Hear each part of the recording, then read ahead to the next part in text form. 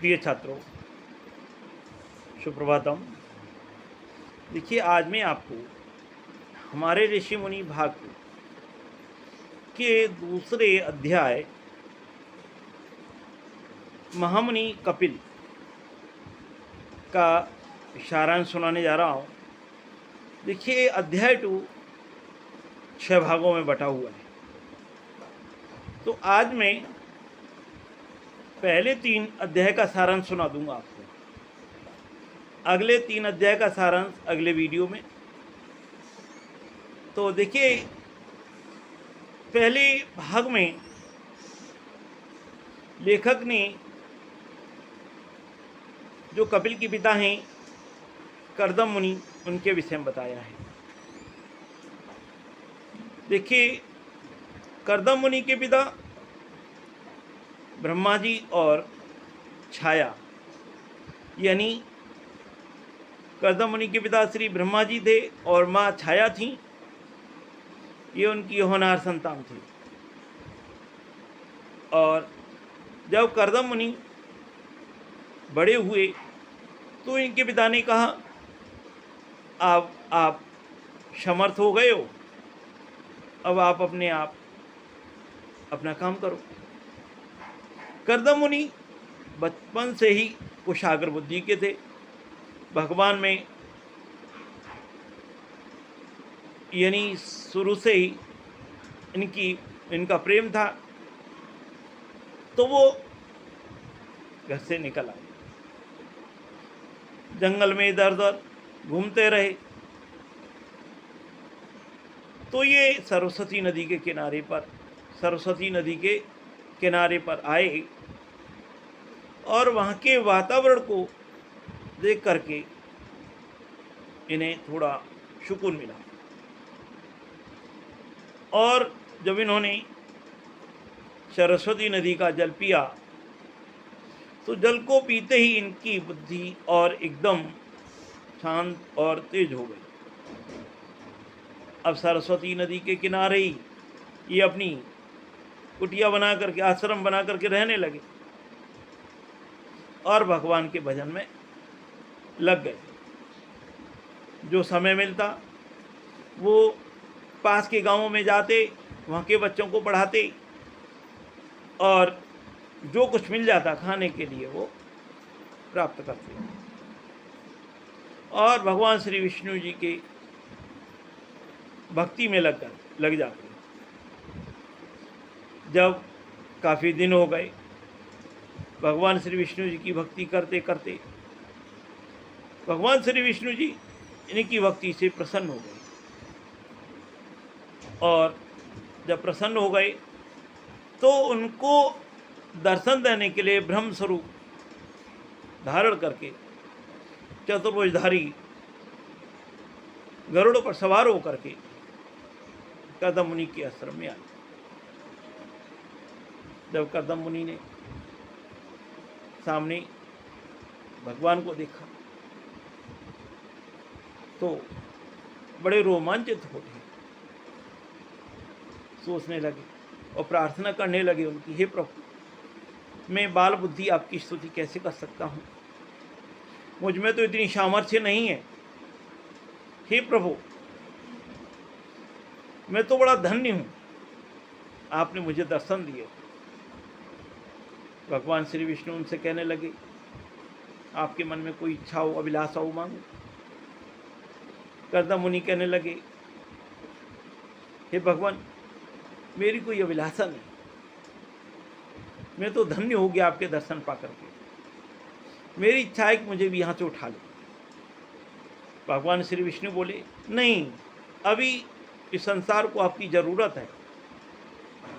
आपको तो बहुत कार्य करने, आपको तो अपने जीवन के द्वारा यहाँ आदर्श स्थापित करना है और आपको तो अभी दूसरे और भी कार्य करने हैं। तो कर्दम मुनि बोले, हे प्रभु, आप मुझे बंधन में बांधना चाहते हैं। भगवान श्री विष्णु बोले, नहीं, ये बंधन नहीं, अभी आपको यानी शादी विवाह करनी है, आपके एक अंश रूप में मैं पुत्र के रूप में जन्म लूँगा, आपकी 9 कन्याएं होंगी। इस तरीके से ये सब समय पर अपने आप हो जाएगा। यदि कोई राजा आपके लिए अपनी राजकन्या को लेकर के आए तो आप उनसे मना मत करना, आप सहर्ष स्वीकार कर लेना। इस तरीके से कर्दम मुनि से कहा।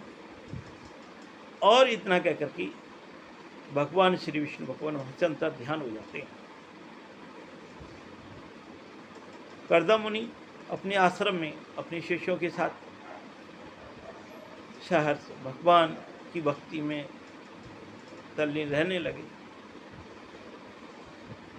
तो देखिए, ये पहला भाग यहीं पर समाप्त होता है। दूसरा है स्वयंभू मनु, जो महाराजा थे, अपनी पत्नी शत्रुपा को साथ लेकर के चल दिए। नारद मुनि ने कर्दम मुनि के विषय में राजा को बता दिया था कि आपकी लड़की के लिए जो वर है, जो सर्वश्रेष्ठ हैं, वो कर्दम मुनि हैं, देवहूति के लिए, जो उनकी कन्या का नाम था। आप जंगल में जाओ, वो आपको मिल जाएंगे, वो तपस्या में लीन है, वही सुयोग्य वर हैं। तो नारद जी के कहे अनुसार स्वयं मनु अपनी पत्नी और पुत्री के साथ जंगल में सरस्वती नदी के किनारे आए। तो उन्हें कुछ सन्यासी मिले, सन्यासियों से बात की तो सन्यासी उनको आश्रम में ले गए। आश्रम का जो वातावरण था बहुत ही प्रिय था। हिंसक जानवर जो भी अपनी हिंसावृत्ति को छोड़कर बड़े प्रेम से रह रहे थे। तालाब में सुगंधित पुष्प यानी कमल के पुष्प खिले हुए थे और चारों तरफ हरियाली थी, पेड़ों पर फूल लदे थे, सुगंधित हवा बह रही थी, वेद मंत्रों की आवाज़ सुनाई दे रही थी। यज्ञ में सुगंधित धूम्र उठ रहा था, चारों तरफ वातावरण सुगंधित था। जब वो आश्रम में पहुँचे, कुटिया में पहुँचे, तो महामुनि कर्दम मुनि ने उनका आदर सत्कार किया। और जब राजा ने और रानी ने जब कर्दम मुनि को देखा तो उनको देखते, उनके तेज को देखते ही वो एकदम आकृष्ट हुए, बड़े प्रसन्न हुए। न उनका शरीर अधिक मोटा था, न अधिक पतला था, यानी बीच के कृश का, यानी एकदम शरीर बलिष्ठ, शरीर पर तेज। ऐसे महान कर्दम मुनि उनको देखते ही, देवहूति तो उनको देखते ही मन आकृष्ट हुई। जैसा देवऋषि नारद जी ने बताया उनको वैसा ही था। राजा ने उनके सामने अपना तथा अपनी पत्नी और अपनी पुत्री का परिचय कराया और कहा कि मैं अपनी पुत्री की शादी आपके साथ करना चाहता हूँ और इसमें आप भी उत्सुक हैं शादी करने की, क्योंकि नारद जी ने मुझे ऐसा बताया है। तो इस तरीके से कर्दम मुनि ने इस बात को स्वीकार किया। राजा ने वेदोक्त रीति से अपनी पुत्री देवहूति का कर्दम मुनि के साथ विवाह किया और विवाह करने के बाद अपनी बिटिया को समझाते हुए बड़े दुखी मन से वापस लौटे। देवहूति की माँ बार बार अपनी बिटिया को आलिंगनबद्ध करती हैं, समझाती हैं, बिटिया आप किसी प्रकार से मन में दुखी मत होना। तो क्योंकि देवहूति बहुत समझदार थी, तो इस तरीके से बड़े दुखी मन से और जो भी राजा और रानी के पास जो भी धन था वो सब दिया और वहाँ से वो अपने राज्य के लिए लौट आए। यहाँ ये दूसरा भाग समाप्त होता है। अब तीसरे भाग में महर्षि कर्दम और देवहूति आश्रम में बड़े प्रेम से रहते हैं। देवहूति सारा काम करती हैं, पति का बिस्तर लगाना, नदी से पानी भर करके लाना, कुटिया की साफ सफाई करना, आज जो भी गृहस्थ कार्य होते हैं सब कार्य करती हैं, पति की सेवा करना।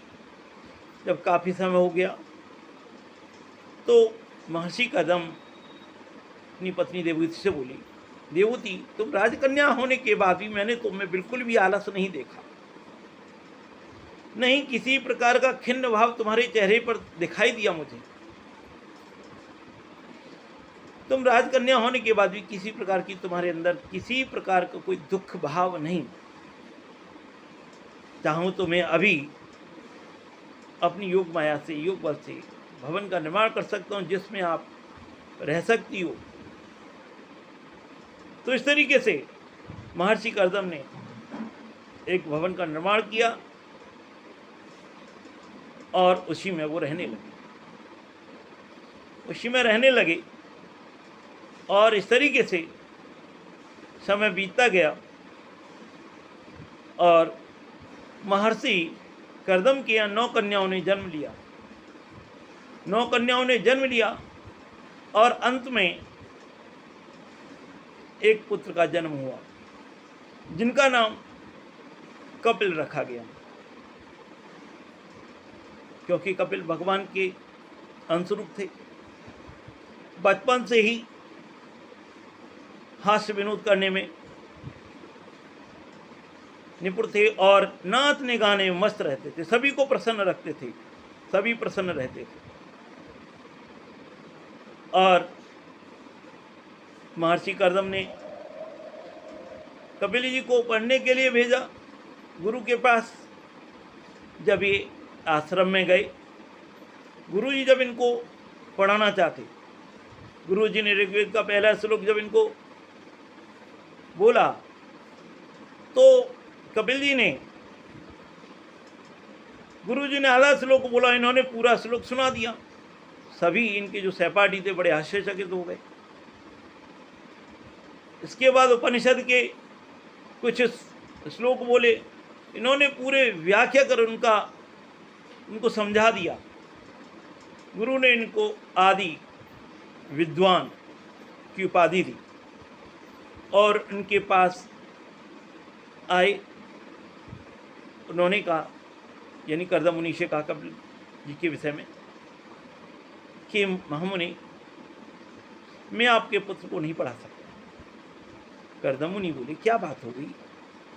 क्या इनका मन पढ़ाई में नहीं लगता है? क्या इन्होंने कोई शैतानी कर दी? यदि ऐसा है तो आप इनको दंडित कीजिए, इसमें मुझे किसी प्रकार का दुख नहीं। गुरु बोली, ऐसी बात नहीं है, ये तो इसके उल्टे हैं।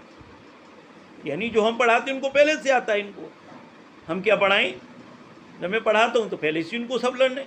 इसलिए मेरा आपसे कहना है कि आप वो इनको और कोई अच्छा, मेरे से और कोई अच्छा गुरु हो उनके पास भेजो। महर्षि कर्दम ने चारों तरफ जो बड़े बड़े विद्वान थे उनके पास भेजा, तो वहाँ पर भी वही जो गुरु पढ़ाते, कपिल को पहले से ही लर्न होता, याद होता वो, तो उन सभी ने इनको आदि विद्वान की उपाधि दी। तो कपिल बड़े हुए। जब बड़े हुए, अब महर्षि कर्दम जी ने देखा कि अब ये समर्थ होते जा रहे हैं, तो उन्होंने पत्नी और पुत्र से आज्ञा मांगी संन्यास लेने की, और दोनों ने उनको सहर्ष अनुमति देकर कर्दम मुनि संन्यास के लिए निकल पड़े और सब कुछ त्याग करके समाज के कल्याण के लिए इधर उधर घूमने लगे। तो ये मैंने आपको तीसरे भाग तक का मैंने आपको सारांश आज सुना दिया है। अगले वीडियो में जो अगले 3 भाग हैं उनका सारांश सुनाऊंगा। तो आप इन सारांश को अच्छी तरह सुनें, समझें। धन्यवाद।